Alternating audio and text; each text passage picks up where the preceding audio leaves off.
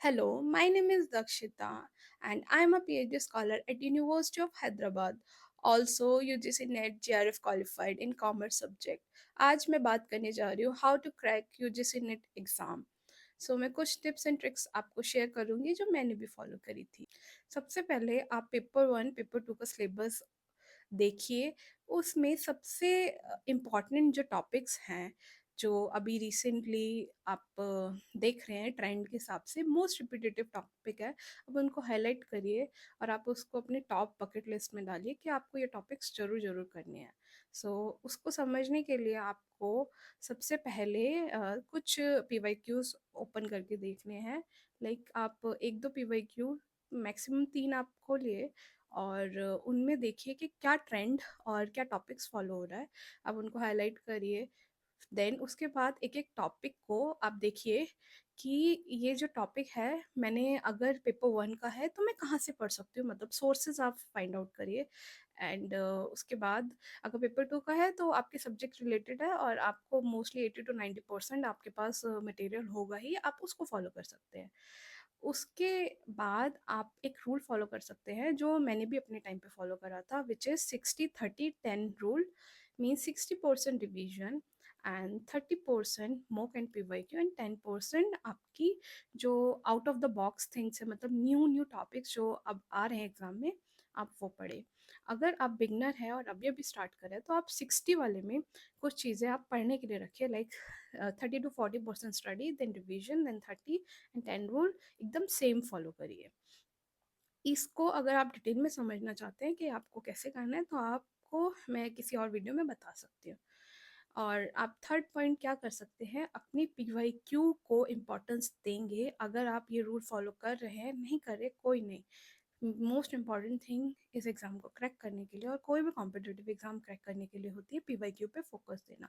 तो आप कोशिश करिए कि आप पीवाईक्यू ज़रूर लगाएं। अभी तो टाइम है, अभी आप रिविजन भी कर सकते हैं, आप न्यू न्यू चीज़ें भी पढ़ सकते हैं, सब कर सकते हैं। बट क्या टेक्निक आपको फॉलो करनी होगी जब 30 डेज एग्ज़ाम होंगे, वो है आपको पीवाईक्यू। 80 to 90% पीवाईक्यू फॉलो करिए और आपको ये ज़रूर ज़रूर हेल्प करेगा यूजीसी नेट क्रैक करने में। लास्ट जो चीज़ है वो है पेपर वन पेपर टू को किस रेशियो में पढ़ना है, वो है आप ट्राई करें 60-40 रेशियो। मीन्स अगर आपका पेपर टू स्ट्रॉन्ग है तो आप ट्राई करें पेपर वन को ज़्यादा इंपॉर्टेंस देने की। बट अगर आपको लगता है दोनों में ही आपको करना है मेहनत तो 50-50 रखिए।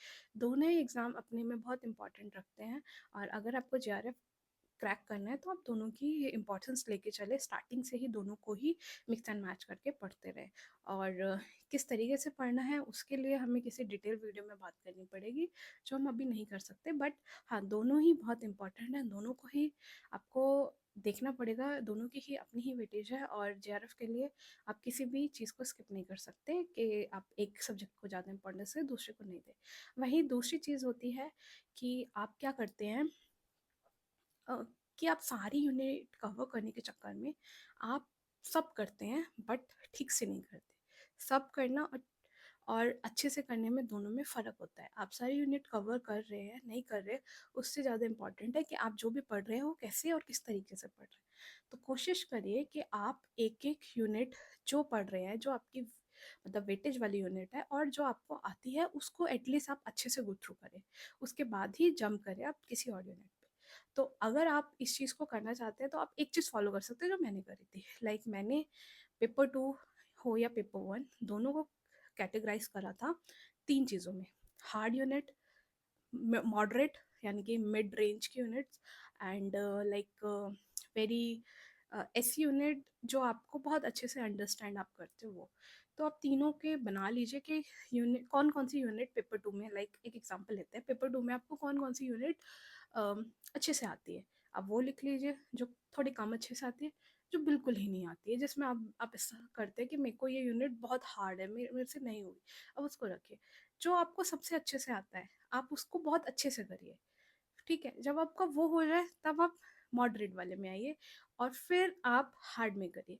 वही आप वाइस वर्सा रूल भी फॉलो कर सकते हैं। जो हार्ड है, आप समझने की मतलब ऐसा है कि अगर वो यूनिट बहुत ही हार्ड है आपका, लाइक आप कर ही नहीं पाते हैं। आपका है कि आपसे होगा ही नहीं, आप कर नहीं सकते। अगर ऐसे सिर्फ 1 या 2 यूनिट है, तो मैं बोलूँगी आप 1 यूनिट तो छोड़ सकते हैं, पर पूरी 2 यूनिट तो नहीं। बट आप कोशिश करिए उस यूनिट को या तो स्टार्टिंग में उठाइए एकदम, या एकदम एंड में उठाइए। बट एंड में भी तब जब बिल्कुल आपकी सारी अच्छे से रिवीजन और सब हो जाए तब।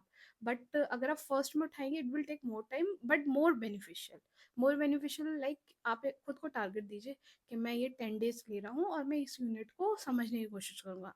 मैंने 10 डेज इसलिए बोला क्योंकि 10 डेज का जो पीरियड है वो ना बहुत ज़्यादा है ना बहुत कम है।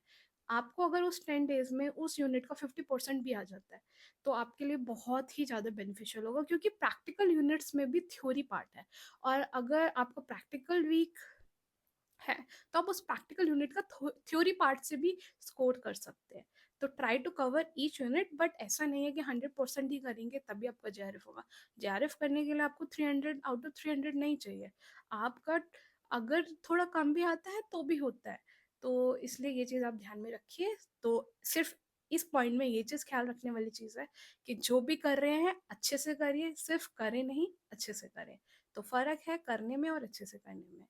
एंड इसी के साथ मैं आप सबका शुक्रिया अदा करती हूँ इस वीडियो को देखने के लिए। अगर आपको ये वीडियो पसंद आई है तो मेरे साथ बने रहिए, और थैंक्स फॉर वॉचिंग।